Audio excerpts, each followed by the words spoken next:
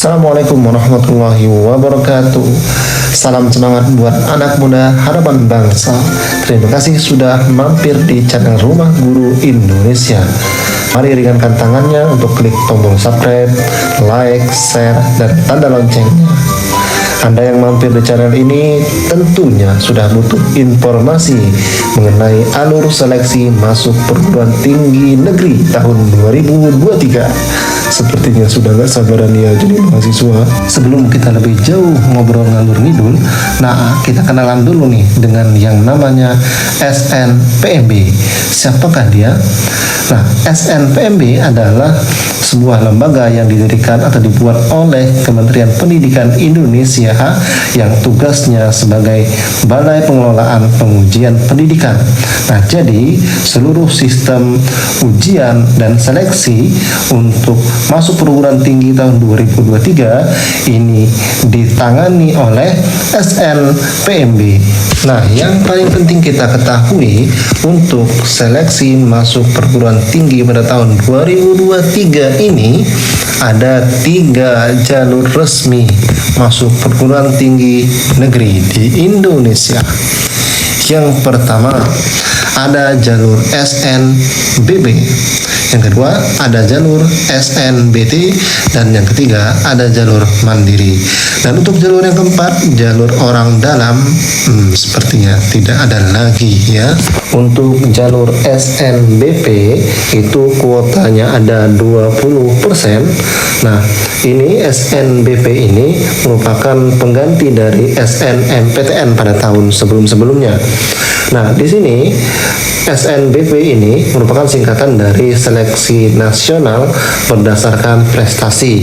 Jadi hasil seleksi prestasi akademik maupun prestasi tambahan dari siswa itulah yang menjadi pedoman dalam penilaian untuk kita bisa masuk pada jalur NBP ini.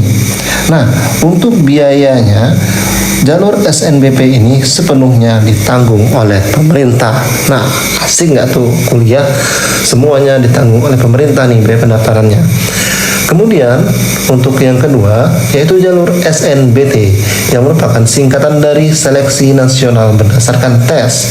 Kuota yang dibutuhkan itu lebih besar tentunya, yaitu 40%. Nah, untuk masuk pada jalur SNBT ini kamu semua harus bersaing nih untuk mendapatkan nilai terbaik pada UTBK-nya.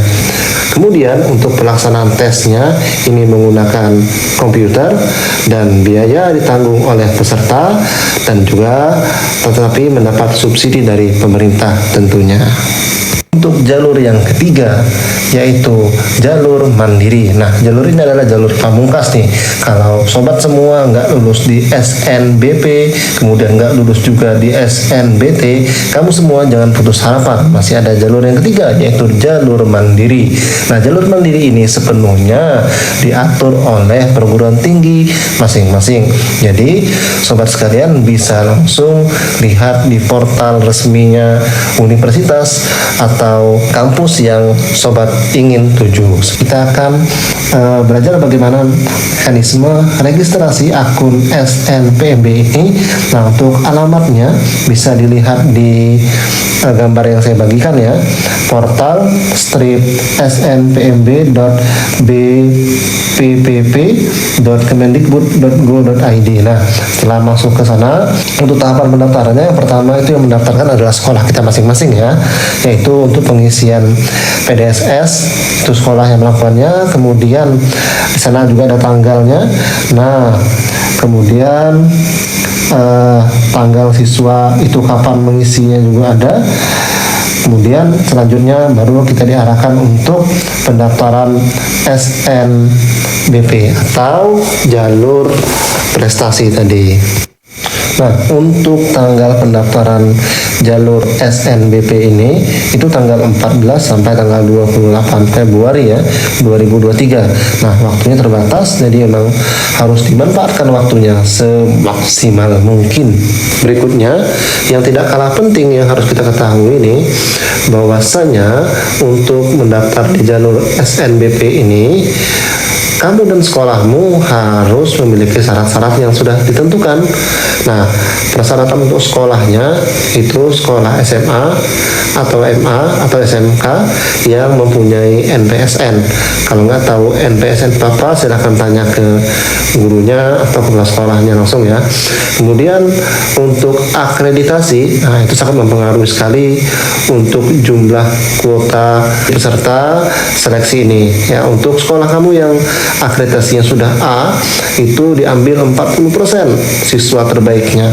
Kemudian untuk yang akreditasinya B itu 25% diambil, kemudian yang akreditasinya C itu 5% saja dari siswa yang ada.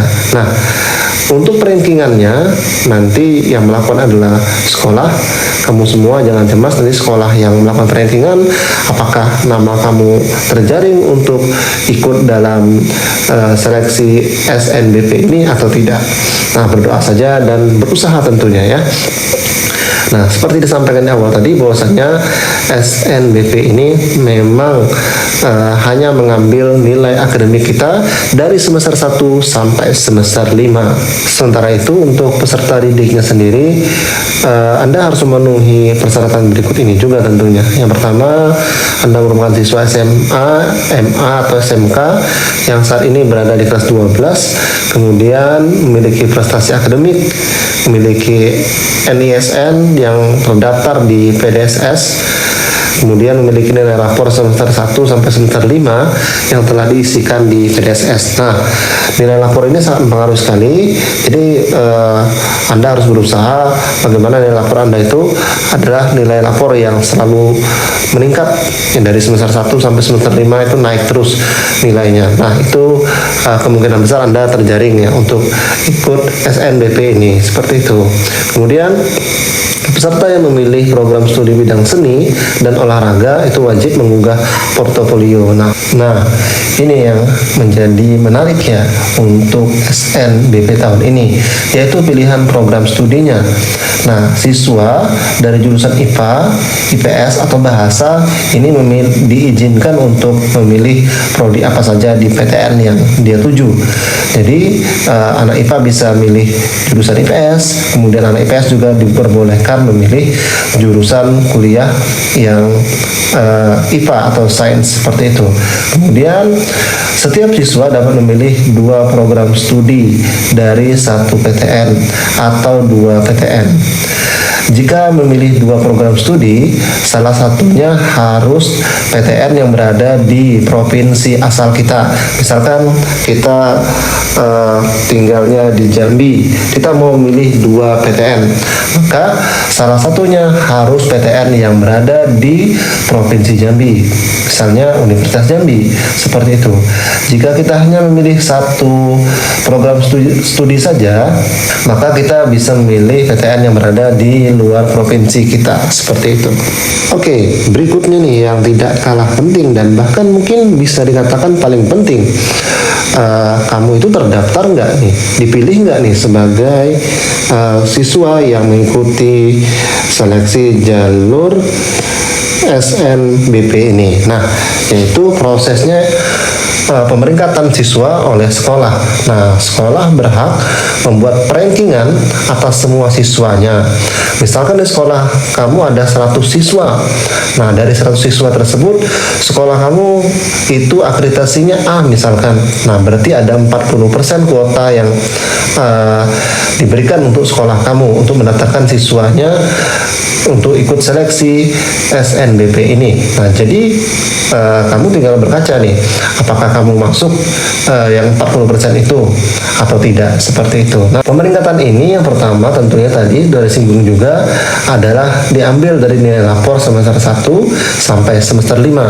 Makanya nih ya, untuk nilai rapor itu kamu harus serius untuk mengejar nilai tingginya, karena peluang untuk kamu masuk SNBP itu semakin besar tentunya. Nah, kemudian yang kedua, sekolah bisa saja menambahkan kriteria lain, misalkan siswa yang berprestasi, siswa yang sering mewakili sekolah ikut lomba mungkin, sekolah kamu punya kuota 10 orang yang bisa ikut SNBP ini. Nah, kamu dan temanmu tuh berada pada peringkat 10 dan 11. Kamu peringkat 10 dan temanmu peringkat 11. Tetapi sekolahmu punya kriteria lain. Nah, temanmu yang peringkat 11 ini banyak punya prestasi, kemudian dia sering mengikuti lomba-lomba dan lain sebagainya. Bisa jadi temanmu yang peringkat 11 ini yang naik menggantikan posisimu di peringkat 10 dan bisa ikut seleksi SNBP ini. Nah, seperti itulah kurang lebih mekanisme ketentuan penyeleksian ya, rankingan siswa di sekolah masing-masing. Nah, berikutnya adalah portofolio. Nah, portofolio ini digunakan untuk kamu yang mendaftar pada program studi olahraga atau seni, seperti itu. Jadi, jika kamu misalkan mendaftar di jurusan atau program studi olahraga, maka kamu bisa melampirkan portofolio keahlian kamu. Misalkan kamu seorang atlet lari, nah kamu bisa mengirimkan portofolionya berupa rekaman durasi kamu lari seperti itu dan lain sebagainya. Begitu juga ketentuan-ketentuan yang lainnya.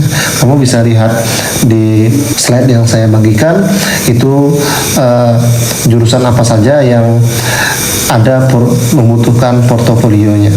Nah, untuk di mana melampirkan portofolionya, silakan terlebih dahulu kita harus daftar dulu di atau memiliki akun SNPMB-nya, baru kita tahu nanti di mana letak portofolio itu.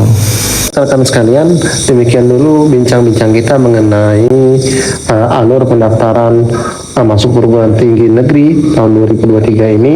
Nah, fokusnya kita tadi membahas lebih banyak mengenai SNBP atau jalur undangan prestasi.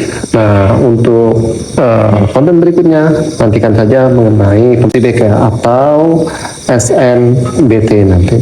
Nah, sampai jumpa di video berikutnya.